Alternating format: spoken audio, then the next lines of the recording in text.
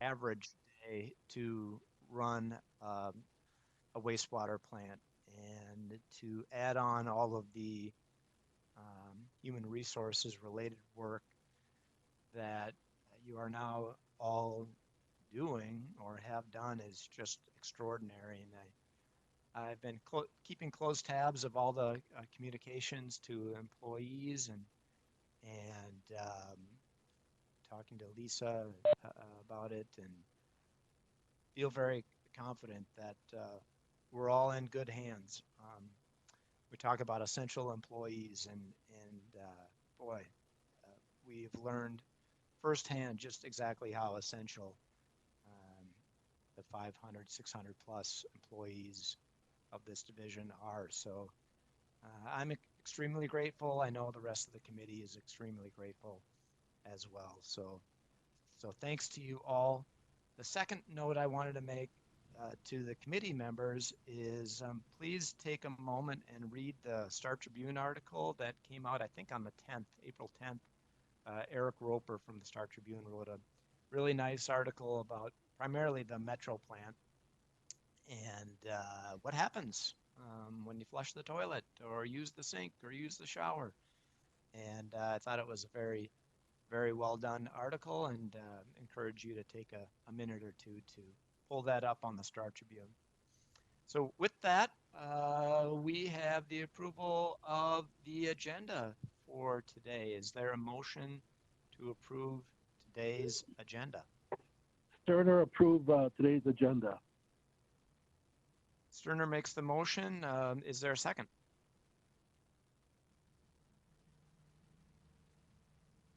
Wolf seconds. Sterner makes the motion. Councilmember Wolf seconds. Any comments on the motion? All in favor say aye. We'll now take the roll. Susan. Okay, Fredson. Aye. Sterner. Aye. Vento. Aye. Wolf. Aye. Zarin. Aye. Lindstrom. Aye. Thank you. Thank you. And that takes us to the minutes from March 10th. Is there a motion to approve those minutes? Vento moves approval. Wolf seconds. Susan, please take the roll. Fredson. Aye. Sterner. Aye. Vento. Aye. Wolf. Aye. Zarin. Aye. Lindstrom. Aye. That takes us to the fourth item on our agenda, which is the consent agenda. 4 items, all I believe dealing with comp plans, yes, and comprehensive sewer plans. Is there a motion to approve the consent agenda? Wolf moves approval. Vento seconds. Roll call. Fredson. Aye. Sterner. Aye. Vento. Aye. Wolf. Aye. Zarin. Aye. Lindstrom. Aye. Thank you all. And 4 items on our business agenda, first of which is Master Utility Agreement amendment with MnDOT for Interceptor 9004-1. We'll turn it over to Tim. Welcome. Thank you, Chair Lindstrom. My name is Tim Wadeen. I am an assistant manager with Interceptor Engineering and Technical Services. I'm here to present to you about business item 2020-123, Master Utility Agreement Amendment with the Minnesota Department of Transportation for Interceptor 9004-1. Next slide, please. The project area is up on Highway 94 on the northwest side of the metropolitan area around Maple Grove. This is about where Maple Grove Parkway crosses I-94. The Minnesota Department of Transportation is doing some work in this area that allows us to get in and rehabilitate some existing manholes and some existing sanitary sewer. Primarily, the work that they're doing is going to be closing down the entrance and exit ramps in that location. And the manholes in question are inside of or located in the traffic path. So that's really a big advantage for us to be able to get in and do this work. Next slide, please.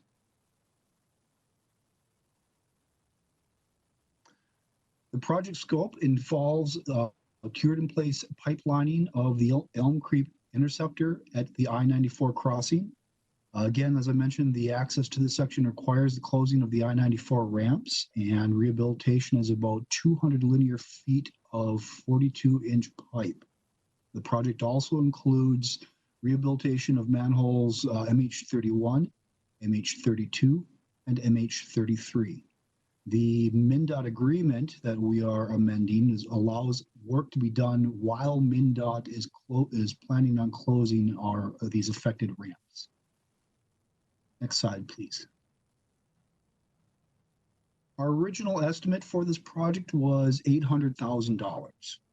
As we got into the design and the work with the design builder that MnDOT has selected, we determined that there was additional work that needed to be done at the manholes because of their irregular shapes. We also have had to compress our construction schedule due to MnDOT's construction schedule, and the depth of the excavation is also increasing the project costs.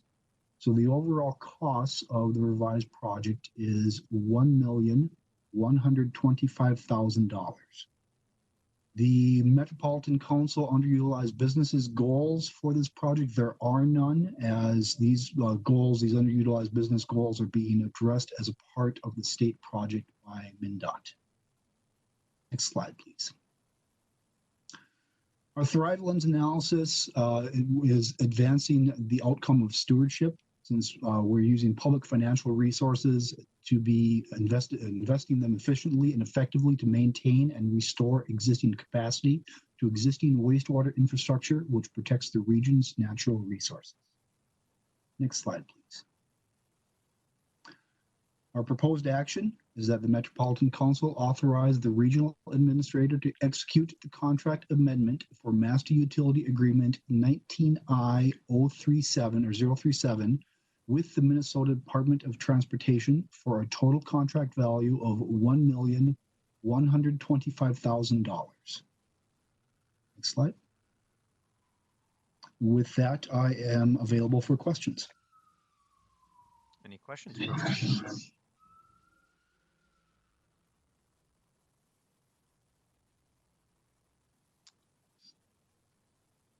Hearing none or seeing nobody. Oh, I see Ray. Go ahead, council member. Yeah, this is Councilmember Zirin. I have a question, Mr. Chair. Is this project require prevailing wage?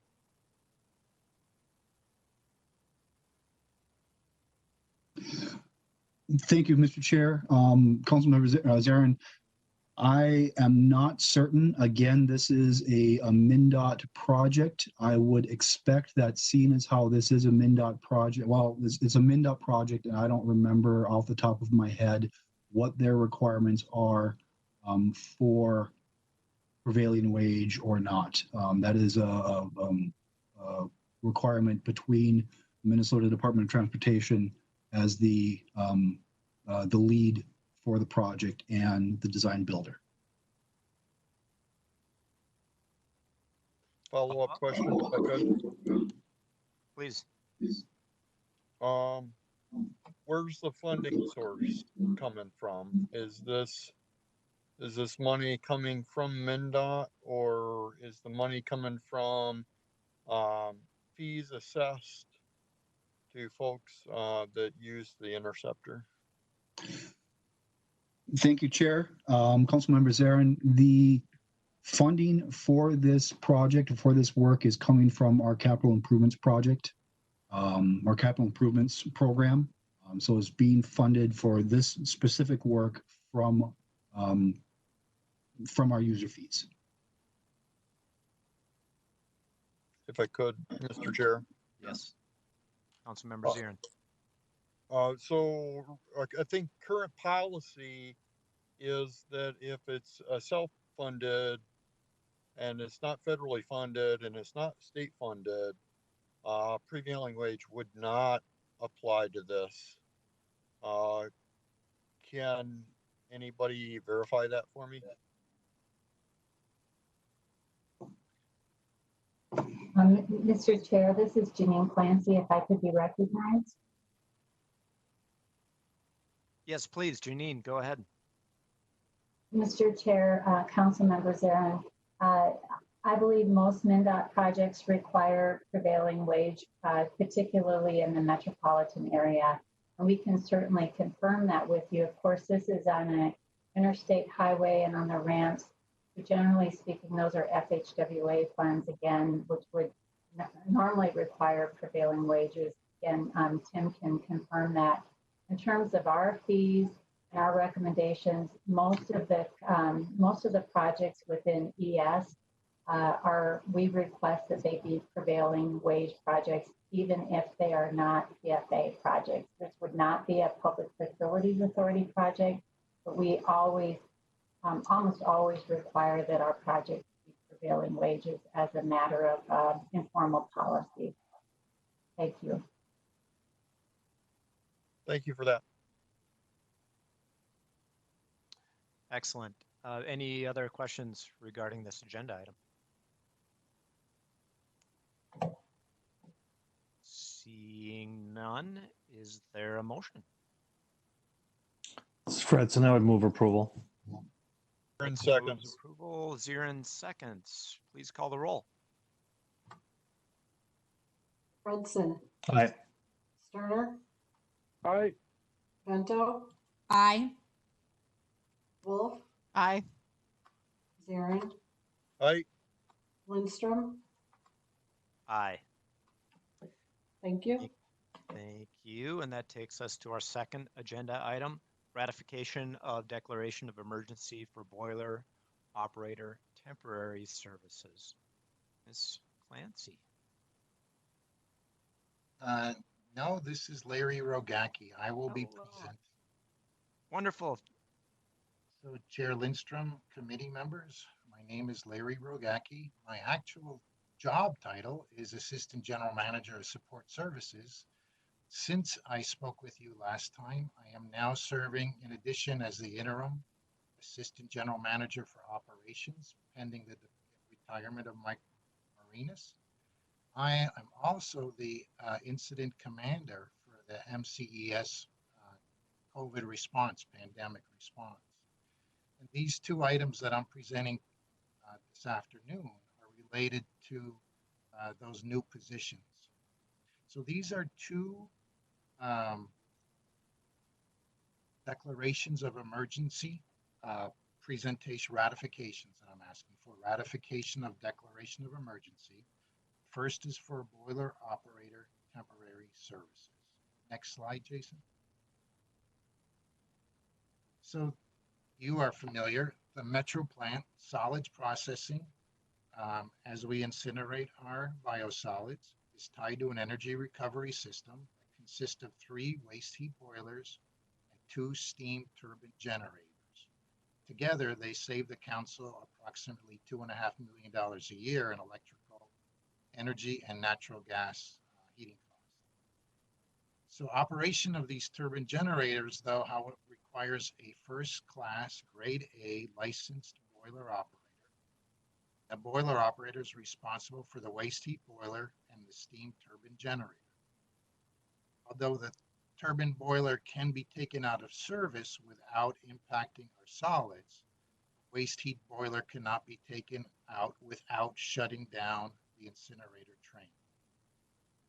So we are looking for an emergency service provider in the event that we have a shortage of licensed boiler operators on our staff. So this contingency plan provides for a first-class grade A boiler operator to support the continued processing of solids at the Metro plant. Again, in the event that the MCES first-class boiler operators are unavailable. And it's tied to this COVID pandemic because as you know, we have to plan in advance should we have people that are out. We require 8 boiler operators. We have, I believe we have 11 right now. So what we would do is if someone was out, we have the flexibility to bring from other shifts. We have the flexibility to bring from other planes. However, there's no guarantee that those people would be available because it will depend on the staffing at the facilities that they're at right now. Next slide, Jason. So the proposed action for today is that the Metropolitan Council ratify an emergency declaration was attached to the business item for environmental services, boiler operator temporary services. So in other words, this is to ratify the emergency declaration so that we could go out and procure the services of a vendor should we need them to cover these positions. Any questions? Any questions for Mr. Rogacki? I do if I can, Mr. Chair. Please. So there's, we have 8 and we need 11. Are we subject to a hiring freeze for this? Because I think I am for getting in place some emergency apparatus. That makes a lot of sense to me. But long term, it makes sense that we get the right people in place. And I know the Department of Labor and Industry regulates and issues these licenses, which they are not, I don't think, issuing any new ones at this moment. So can you walk me through that process of thought and how are we going to get through this to the back end of this COVID-19 pandemic with this issue? Provided long term we can look through that. This would be an emergency. I'm all for that. Take it away, Larry. Sure. And just for the record, that was Councilmember Zirin. Mr. Rogacki. Yep, this is Larry Rogacki, Chair Lindstrom, committee members, Council Member Zirin. I would like to make one correction. We need 8. We actually have 11. So we are adequately staffed for normal operation. The problem is, of course, you don't know what we're going to be faced with over, at any time during this pandemic. So in the event that some of those 11 become unavailable, I need a contingency plan that I could tap into. And there is one firm in the city that provides licensed boiler operators that we would contract with on an as-needed basis. So that's the service we're trying to provide in the event that we don't have the 8 people on staff that could fill these roles on an ongoing basis, or at least until someone recovers and can return to work. Hope that helps. Any follow-up, Councilmember Zirin? Thank you for that. That does clarify things. Very good, thank you. Any other questions or comments? Hearing none, is there a motion? Vento moves. Approval. Zirin seconds. Bento moves, Zirin seconds. Please take the roll. Fredson, Aye. Sterner, Aye. Vento, Aye. Wolf, Aye. Zarin, Aye. Lindstrom. Aye. Thank you. That takes us to another emergency item, which is 2020-125, ratification of declaration of emergency for wastewater sludge trucking services. This is Larry again. That Please. is correct. Thank you, Chair Lindstrom, committee members. So this emergency declaration is very similar to the one we just discussed. A service that we provide, let me start with, this is a ratification of an emergency declaration for wastewater sludge trucking services. Jason, next slide. So as you are probably aware, that our Eagles Point facility, Hastings, St. Croix Valley, and East Bethel all produced biosolids, wastewater sludge. They are processed at the Metropolitan Wastewater Treatment Plant. So for all of those facilities, we truck the sludge from the plants either to the Metro plant or, in the case of East Bethel, to our Fridley liquid waste receiving station. We currently utilize our MCES operations staff who have CDL licenses to drive MCES owned tanker trucks. And there are 5 positions, basically full-time, and we have quite a number of people who are drivers. And as part of the plant operation, these folks drive biosolids, transport biosolids to Metro. Drivers are assigned to the plants. They are certified operators at those plants. So they, in addition to being drivers, operate our plants on the weekends, or in the event that, we want to cross-train people, or where we need extra operation support. So as we have gone through on our incident command and look at contingency plans, one of the things that we have to consider is, what if we have a shortage of operators at these facilities? Some of these are pretty small facilities with a very limited number of operators. And so the idea here is that liquid waste hauling is a service that we could procure. So we would hire a firm. We would have a list of firms under contract that we could call in to haul the sludge, which would allow us to take the operator that's the assigned truck driver, move them into the plant to help support plant operations. So again, this would be a contingency. We would look at our own staff first, of course, but if we got to the point where we were unable to maintain the necessary staffing at the treatment plants, we would rely on a contract vendor to provide that service. So Jason, next slide. So the proposed action, again in front of the committee, is that the Metropolitan Council ratifies the attached emergency declaration for environmental services, wastewater sludge trucking services, Eagles Point, Hastings, and St. Croix Valley, and from the East Bethel Reclamation Facility. Any questions? Any questions? I would like to, Council Members there. Please go ahead.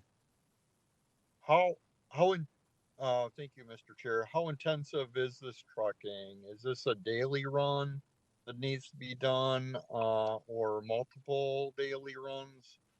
Or is there an ability to stockpile for a short period of time in the event? Larry, Council, I'm for an emergency declaration. I want to be very clear about that. But I also know it helps the council when we do this stuff in-house rather than our cost to do something in-house is going to be a whole lot less than having a contract to do that. And we maintain better control over that as well. So my question is, how intensive is the trucking? How many runs are we talking about here? And what's the potential cost to that? Thank you. Mr. Sure. Rogacki. So Larry Rogacki again, Chair Lindstrom, committee members Zarin. This is a daily operation. Our MCES vehicles are approximately 6,000 gallons. Just from Eagles Point, one plant, we bring about 10 loads a day of sludge from Eagles Point to Metro. The other plants are smaller, Hastings and St. Croix Valley, about 5 loads, and East Bethel about a half. So it's quite a continuous operation. We could probably get by with a day, maybe two, if everything was running well. But beyond that, we start building up solids and we start impacting our ability to remove solids from wastewater. So there is a little bit of capacity, say, to bring in a contract driver and get everything organized, but it's pretty much a continuous operation. I'm done. And it sounds like there's not much room for storage at any one of those points. Yeah, again, Chair Lindstrom, about a day, maybe two, because sometimes on the weekend we don't haul, but that's if by Friday everything is looking really, really good. Thank you. Thank you. Chair Any other Lindstrom? comments? Yes, please. This is Susan. Janine Clancy offered to help with the questions if needed. Susan, that was for Tim Lee's item. Okay, thank you. Thank you. Any other questions or comments on this item? Is there a motion? This is Fredson. Sterner make a motion to approve. I'll second. We'll go with Councilmember Sterner makes the motion. Fredson seconds. Please call the roll.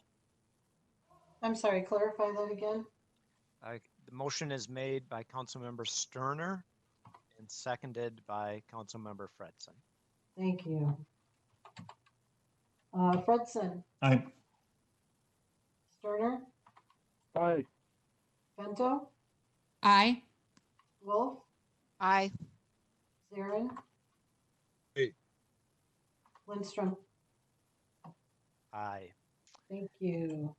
Thank you. And if things weren't crazy enough, we've got the Mississippi River that is going up and down and maybe going back up.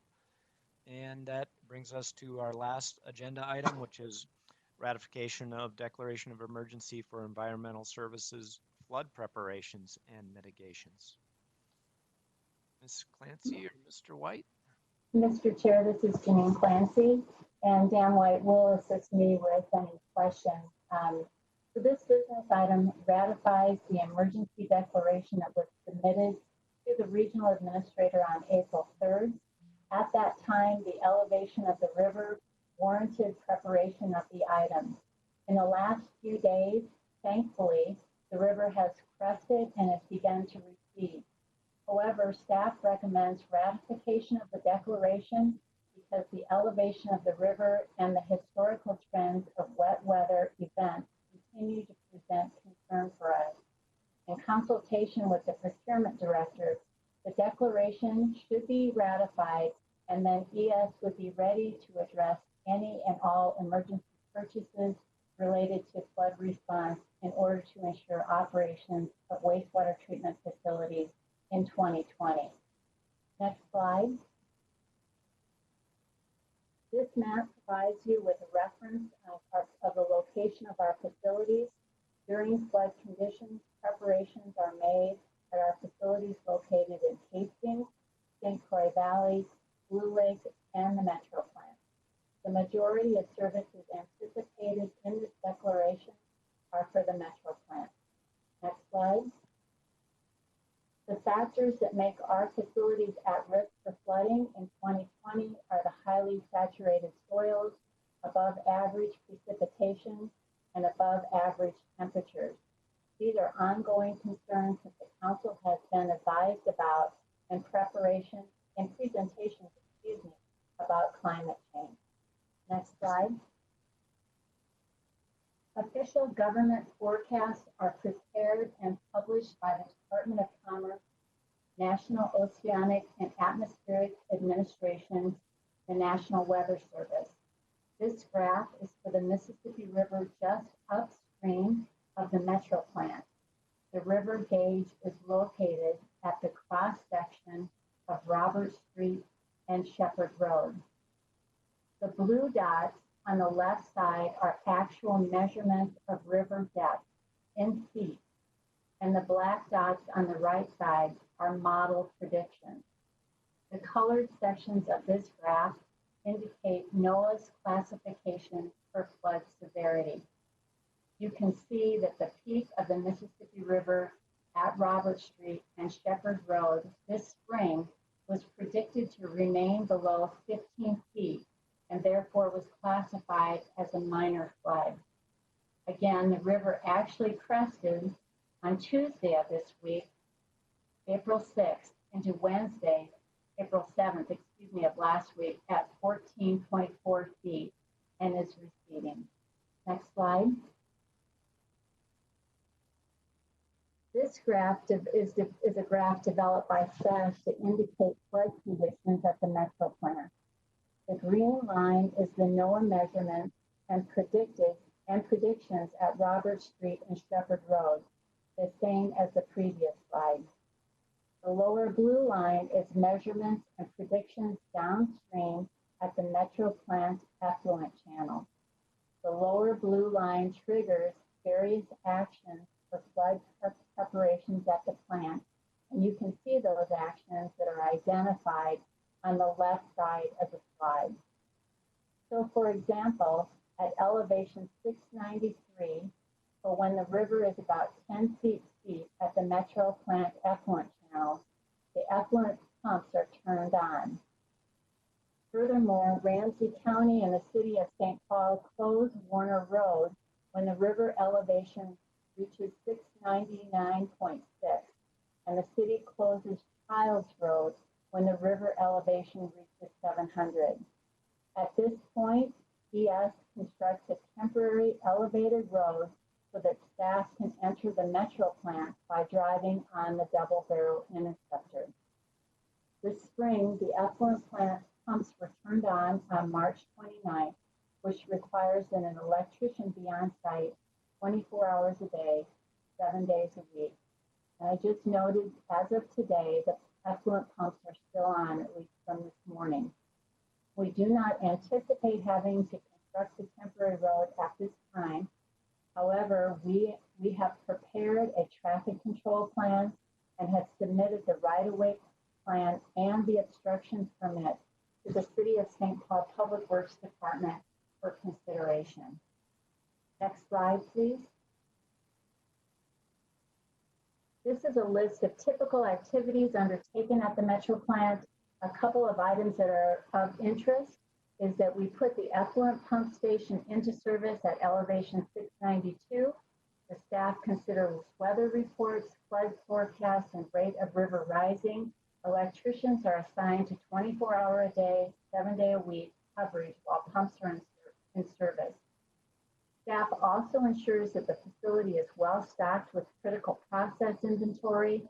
We coordinate and work with the City of St. Paul, Ramsey County, and other emergency response officials to construct the temporary roadway facilities needed to access the plant when Childs Road is closed.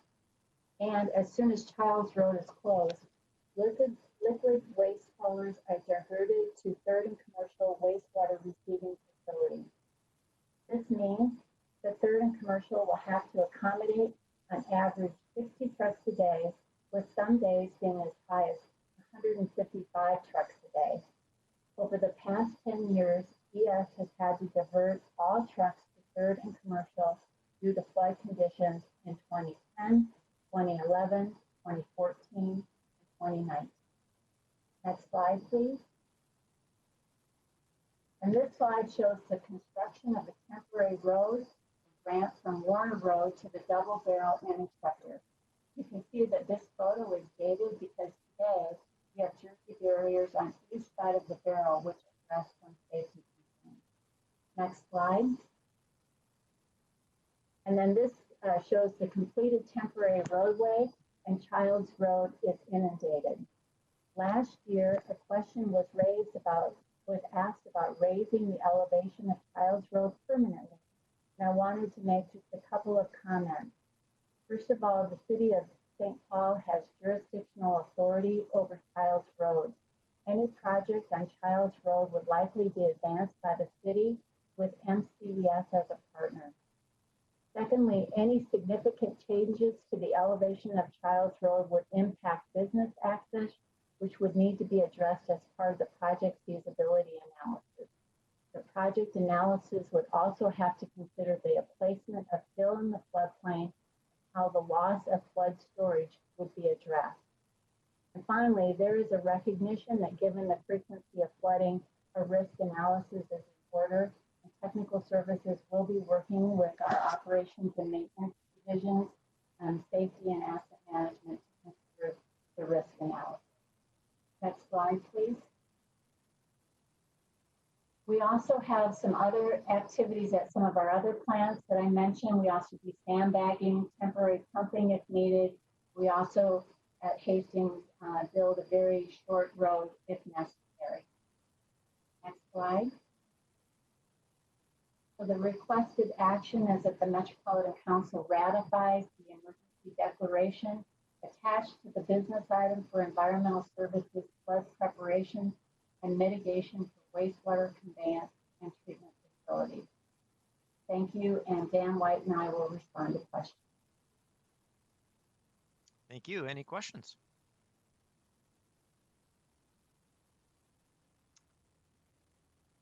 Going once, going twice. Is there a motion? I'd move the, this is Fredson, I'd move the proposed action. And a second? Vento seconds. Motion's been made by Councilmember Fredson and seconded by Councilmember Vento. Please take the roll. Fredson, Aye. Sterner, Aye. Bento, Aye. Wolf, Aye. Zarin, Aye. Lindstrom. Aye. Thank you, everybody. That takes us through our business agenda. And Lisa, General Manager's report. Thank you, Chair and council members. I thought it would be appropriate today, since it's been almost a month, March 16th, we activated the National Incident Management System. That's a system you're probably a little bit familiar with. It's to help stakeholders across the whole community have a shared vocabulary and systems and processes so we can successfully deliver the capabilities that were described in the National Preparedness System. And this is actually the first time we've established the full incident system throughout the council and ES as well. And so in addition to this being very new to everyone, we've also had to adapt the NIMS a bit, because while it was designed for a structural incident, this situation is more focused on human resource needs and strategies. So we found that there's a few things that we've had to adapt as we go. Illnesses and absences, they've been at the top of our daily planning, and they typically are even in a non-pandemic situation, but right now it's always top of mind, including reminding staff to be sure and stay home or go home if they're not feeling well, so that we can reduce this chance of transmitting the disease to coworkers. Our top priority is to ensure that we're implementing effective social distancing and protection measures to reduce this exposure in the workplace, and all of our staff can stay well and continue to come to work. I'm happy to report that we've only had the one confirmed case, and that individual is planning to come back to work soon. So we're all really happy to hear that. We have about 7% or 45 of our staff that are out using a COVID-related leave, which includes isolation for medical reasons, caring for someone, and school closure. Another priority, of course, is to ensure that our critical work will continue to get done, even in the face of potentially large numbers of absences of employees. We've developed plans and established what work to do and what work to drop when absences increase. We've identified backups many layers deep so that we have options if needed. Some of those you approved today. We hope we won't have to resort to those, but we feel it's better to have them just in case. We also hold a daily check-in meeting to keep folks informed and be aware of what the operating status is. So we check in on absences, issues with the plants that might be creating challenges, and we address situations as they develop, and we also are integrating changes. As you've probably observed yourself, the state and CDC and Department of Health have been progressively making changes as they've learned more about the disease. So it's been a busy month, and that's not all of what we have to do. So we're in the spring season, which we're very focused on getting our budget created for 2021. On that front, I might start by commenting that with SAC, one of our revenue sources, so far, we don't really have any news because those reports come on a monthly basis from our customers, but we haven't seen a significant drop in the determination requests. So we're hoping, that could be a positive sign, but we don't know yet. Our 2021 budget, you'll be hearing more about in May. I can tell you that we're very focused on what that rate increase would be, if there's going to be any at all, because we know that the impacts on the economy will also be hitting our customer communities. And so we want to be responsive to that as much as we can. And then I want to close with the gratitude that I have every day. It's been a lot of work and a lot of people are tired. And so it's something we have to keep ourselves from getting burned out. But I can't say enough about how much teamwork and leadership I've seen in the past month. Every one of the incident command team leaders have stepped up, put in lots of hours to set up a whole new normal for our days. And they did it in a very short time and amidst a lot of stressed employees. Our employees are also daily demonstrating their commitment and dedication and flexibility for performing their essential work.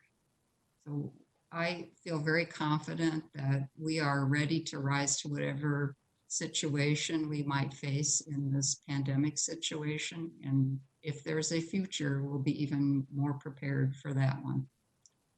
And lastly, if you are a Met Council Facebook follower, be sure and check it out. This afternoon, they posted a video of one of our ES staff talking about keeping our essential services up and running despite the pandemic situation. So check it out. It's pretty good. And if you share it, then others will hear about the good work our staff are doing. And lastly, thank you all for the support that you've been providing us. It's been great. You've expressed a lot of support through this already, and we know that'll continue. Thank you. I'm complete. Thank you. Any questions for Lisa? Councilmember Fredson. Thank you, Chair, General Manager. Could you just speak to the meeting the PPE needs? How are we doing on PPE? So I will give you a general answer, and then Dan White, who's on, might be able to be more specific. But we are keeping very close tabs of the inventory that we have. And we are helping folks. So we have PPE that's required. So that would be like an N95 mask. So we're making sure those are available for the work that requires personal protection. We have ordered cloth masks that are due in by the end of this week, I believe. And those will begin to be distributed to employees as early as Monday. So we're getting in everything in order to be able to allow employees to have that extra measure of protection from the transmission of coronavirus in the workplace. And at this point, we think we're covered on our supply for PPE mask usage for the present. I'm complete.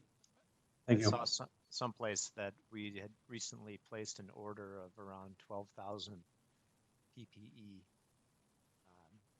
masks. Any other questions or comments? Councilmember Vento? You're good? Okay. I see the head shaking. Very good. Okay. Well, thanks again. I will definitely look on Facebook and share that video. And that takes us to adjournment. Thank you, everybody, and hope to see you all in person sometime.